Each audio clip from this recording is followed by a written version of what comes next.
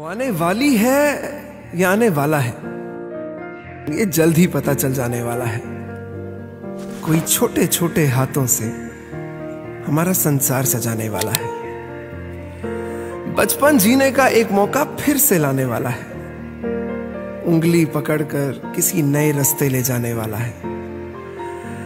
बेटा तेरी हर जिद का मतलब पूछूंगा, तू बाप बनेगा जिस दिन तुझसे तब पूछूंगा। दादाजी का ये कहना अब सच होने वाला है। कोई नटखट नानी का आराम चुराने वाला है।